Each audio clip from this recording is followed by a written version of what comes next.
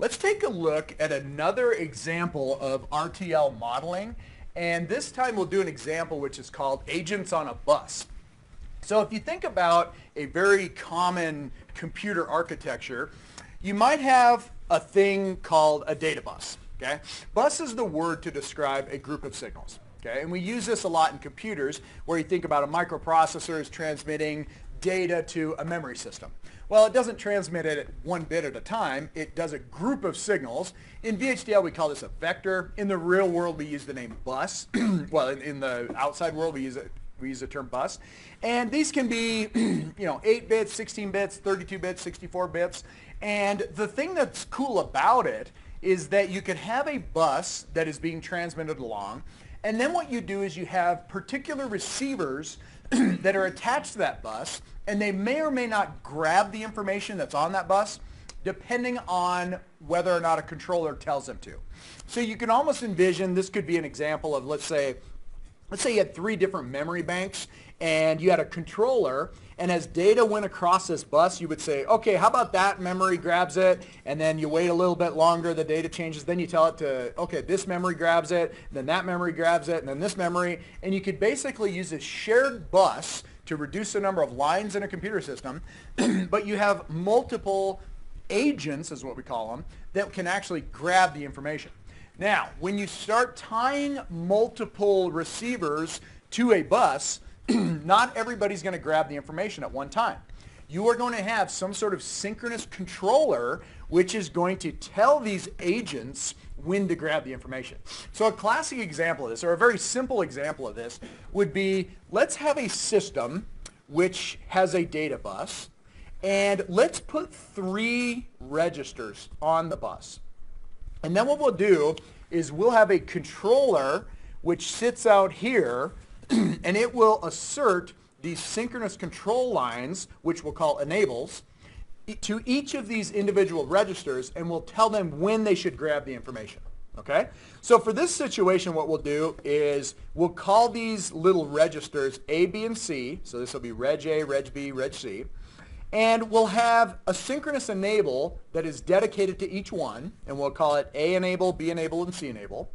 And what we'll do is we'll run a common clock to all of them, which is how you do it in a synchronous system. Everybody sees the same clock, but they're not going to act on every rising edge of clock. They are going to only act when they are enabled. So what we'll do is we'll pulse these enable lines and tell them to grab the information at various times throughout operation of the system. In this situation, we'll just do this like this. We'll just drive in the enable lines from a test bench, and we'll just verify that we can actually build up these registers. How are we going to build a register? We build a register with a single process. So we can actually build a system which will have 3 dedicated processes within it that all look at the same 8-bit data bus and each have dedicated enable lines. Okay? All right, so that's the task before us. So now let's take a look at how this might look in Vhdl. So I come along, and the first thing that I have is a test bench, and this system is going to be called multi-drop bus. Multi-drop bus means that you have multiple things attached to a bus, and they can each grab the information off of it. And this test bench is going to call a component, which is going to be called multi-drop bus, and this is going to be the port definition of what we're building. Okay? It's going to have a clock and a reset that's common to all of them. And then it's going to have a thing called data bus. This data bus is going to be 8 bits. And then there's going to be 3 inputs, which are the synchronous enables. So you have A enable, B enable, and C enable. And then the output of each register, let's route it out to a port so we can actually see what this thing looks like, whether these registers are grabbing. All right. So I'm going to come down here. I've got my internal test bench signals. I go ahead and I instantiate it. I've got a reset, which we'll hold it in reset when we start the simulation, and then we'll let it run. The clock is just going to be banging away at 20 nanosecond period, which is 50 megahertz. And then here's the stimulus. We're going to have the data bus, and we'll just do a typical pattern. Every 20 nanoseconds, we'll cycle through 0, 0, 1, 1, 2, 2, and this thing just keeps running and running and running. Then we'll have the synchronous enable lines.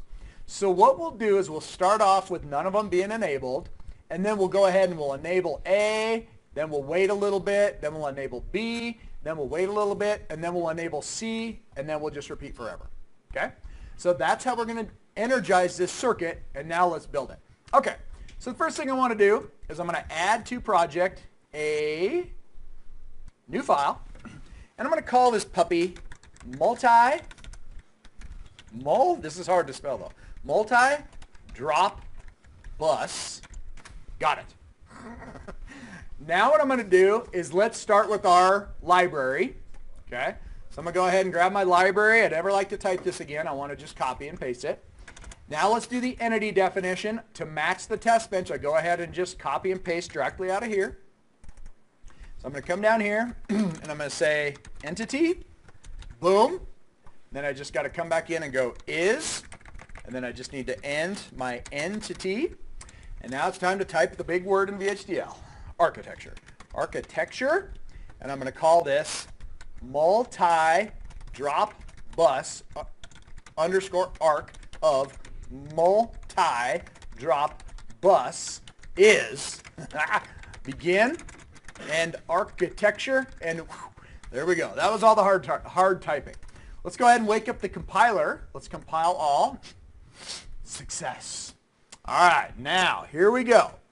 I am going to model this little guy right here. Okay?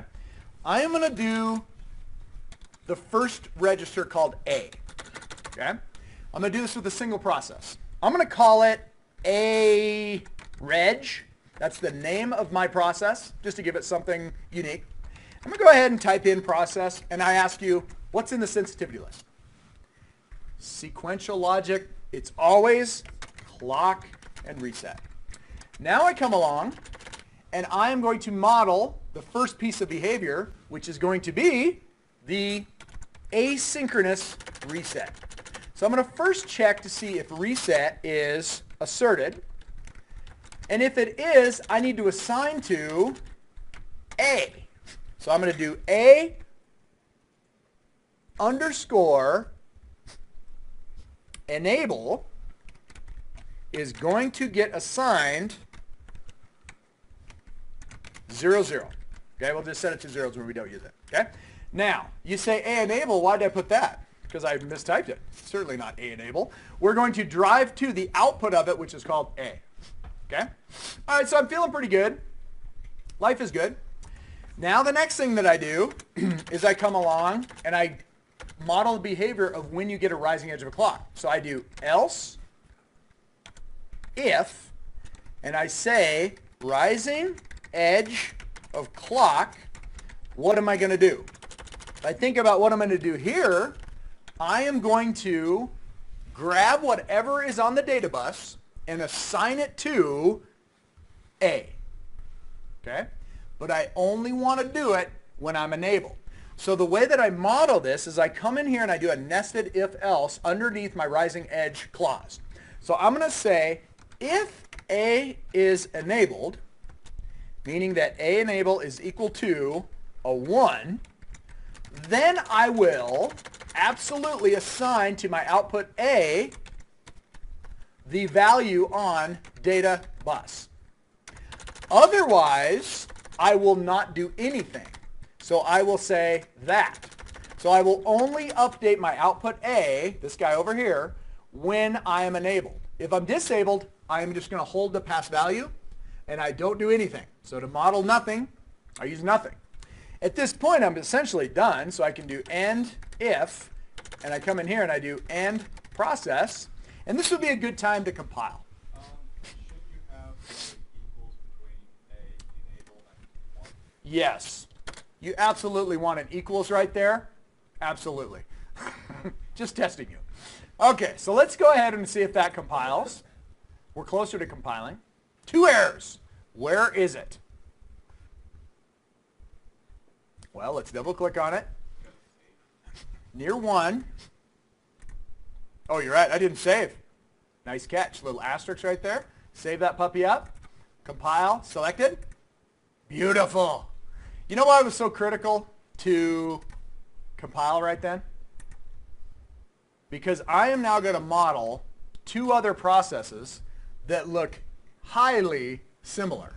So now what I can do is I can just copy and paste this guy and say, you know what? Let's just grab this puppy, make it a big old copy, boom, and update. So now I'm going to come in here and I'm going to say this is now modeling breg. What is B going to do? It's sensitive to clock and reset. Upon reset, what should I assign to? Well, this process is assigning to the B output, which is right there. And when it's reset, I'll set B to 0, 0. Otherwise, on the rising edge of a clock, I will look at if B is enabled, then B gets data bus. That was pretty fun. Wasn't that easy? Copy and paste. So let's go ahead. Actually, no copy paste. I want to compile that. So I save. I'm going to compile. Selected. Oh, feels so good. Now I copy this for no reason because I know A is already on their clipboard, but that's all right. Now I come down here and I'm going to make this process for C. So now I'm finally modeling this little buddy right there. I come down.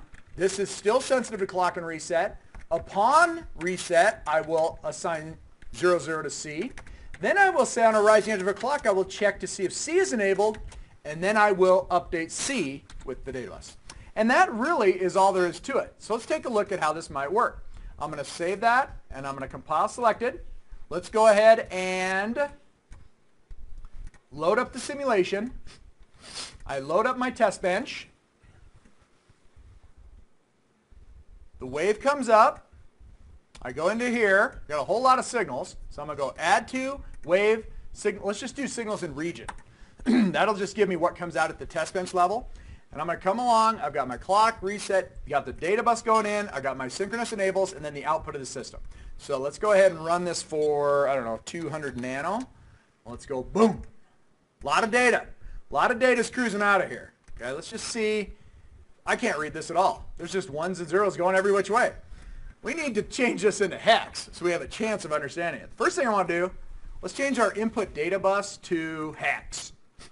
So I change that to hex. Okay, I see it now. 0, 0, 1, 1, 2, 2, 3, 3. Here's my synchronous enable for A, synchronous enable for B, synchronous for C. Let's go down to A through C, and let's do format, radix, or go above format to radix, and go hex. Oh, look at this. Notice that A is a 0 upon reset. Look at when it is updated to 2, 2. It is updated only when you have a synchronous enable on A enable. When it is disabled, it just holds that past value.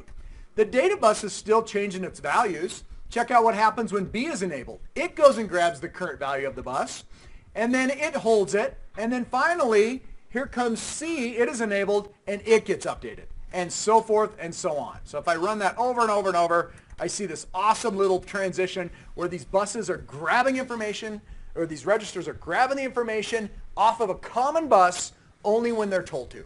So this is phenomenal. This is RTL modeling at its finest because look at what we're doing. We're essentially just putting in a whole bunch of processes within one architecture that are all behaving as independent systems. This is beautiful. Okay, that feels pretty good. You know what even feels better? We can actually not only grab the information, but we can manipulate the information within that same process. For example, what if I said, let's take this A register. Instead of grabbing the value off a data bus, let's grab it and invert it and then store it to A. All I would have to do is put an inversion operator before the assignment, and I can invert what comes off the bus. So let's go over to here and see if that worked. I'm going to go compile, selected. Everything looks like it was good. Then I come over to my wave, and I'm looking at specifically this guy right here. So A enable was bringing in 2, 2. Let's go ahead and restart this puppy. I go boom, boom. And now I come in here and I'm like, wait a minute, look at this. It's no longer 2, 2, it's DD. Well, that's kind of hard to answer. Did that work? I can't really tell unless I change this to binary. So let's do this. Let's change both of these to binary. So I go radix, and I'm going to do binary. All right, so I zoom in a little bit. At this moment in time, I had 001, 0001, 0. Look at this. 110, 111, 01. I did it. I can actually manipulate the information coming off of this common data bus. Now you're like, I want more. Is that what you're thinking? I agree. Let's go take a look at just a couple other common things that we could do. Do you know what a mask is? You ever use a mask to try to pluck off particular bits? Let's say you have an 8-bit bus, and you only really care about the 8th bit. Okay? One of the things you can do is say, why don't I take those 8 bits, I want to clear the bottom 7 bits, and I want to leave the top bit. That way I can just take the 8-bit value and say, if it's greater than 0, I knew the 8-bit was a 1. If it's actually equal to 0, I know the 8th bit was a 0.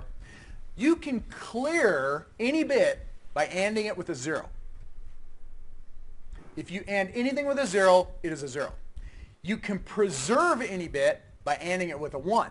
If you AND something with a 1, if the original information was a 0, the output will be a 0. If the original information was a 1, the output will be a 1. So this is called masking, and we can use an AND operation to do that. Let's go do it on register C, just because we can. I'm going to come along, and I'm going to take this data bus, and I'm going to mask off the bottom 7 bits by doing AND with 1, 0, 0, 0, 0, 0, 0, 0. So now I have ANDed this puppy with a mask that will clear out the bottom 7 bits and preserve bit 8. So let's go ahead and see what that does. File selected. That worked. Let's go on back over to here and restart this sim. I go boom, boom. I go boom. And let's see if we even got C on the board yet. We don't have C on the board, or it's over there, but it's kind of spread out. Okay, so here I am. I come in here and take a look at what I got. I started with 8, 8, and I ended up with 8, 0. Once again, probably you can see that, but I like to change it over to binary just to see if I really got it. I had 1, 0, 0, 0, 1, 0, 0, 0. The resultant after the mask was applied is I cleared out all of the 7 lower bits. In this situation, only one of them was asserted, but it didn't matter because they all got cleared out. That was kind of cool. You want to see one more? And this one's actually a little bit more complicated. What if I wanted to increment what was on the data bus? You come along and you say, let's take this B register, and I want to do this. I'm just going to add 1 to it. Okay? How simple is that? B gets, whenever it's enabled, I'm going to grab data bus and I'm going to enable it. It's enabled. I'm going to add 1 to it. Plus 1. Compile. Selected. Ah! What in the world? I got 3 errors. No feasible entries for infix operator plus. Does anybody know why I just can't say plus 1? We don't have the library. Exactly. Data bus is standard logic vector. There is no plus 1 for it. Okay? So you might say, why don't we just add this numeric STD? Let's do this. Let's go IEEE dot numeric underscore STD dot all. And I say to you, that should work, shouldn't it? That gave me my plus operator. So I go compile, selected, still didn't work. The question then becomes, did it give me a plus operator? The answer is no. It does not give you a plus operator for standard logic vector. It gives you a plus operator for type unsigned and signed. So now you're like, oh man, this sucks. Because now I'm in the situation where I've got data bus coming in as standard logic vector, but I can only add it if it's type unsigned or signed. So the solution would be I could typecast it. I would have to typecast data bus to be unsigned, and then I add to it. Does anybody remember how to do that? Yeah, you probably just go look it up and convert it. Let me show you one that we haven't used yet, though. I'm going to use a library that we covered once and never have given an example of it again. But I'm going to do this one called numeric std unsigned.all. What this library does is it says on top of numeric std, I am going to treat every standard logic vector in this architecture as an unsigned data type. When I do that, what happens is that now everything is unsigned, and I do have the plus operator. And I didn't have to go in and change any of my standard logic vectors to unsigned or signed. I didn't have to typecast. I did a blanket typecast up here, and now my plus operator works. So let's just make one last little check here, and let's make sure that this actually works. So I come in here, I go restart the simulation, and I go boom. Let's go ahead. I can change this back to hex now to make it a little bit easier to read. So I go radix, hex, and now what I want to do is let's come in here and look at this. Now when I go read 55, I grab it, add 1 to it, and it is now 56. This is where you finally start seeing the power of RTL. It's not just a register that is enabled and grabs stuff. It grabs stuff and manipulates stuff. This is now how you start seeing the building blocks of a microprocessor. Okay? You start seeing these internal registers which are able to grab information, perform logic operations, perform arithmetic operations, but it's all occurring within one process. You know that when you hit synthesize on this circuit right here, it is going to synthesize both combinational and sequential logic. You are absolutely throwing down 8D flip-flops with a synchronous enable, but you're also throwing down an adder circuit on top of that. So you are now modeling all the type of circuitry that we have in digital logic in one single process, and that is agents on a bus.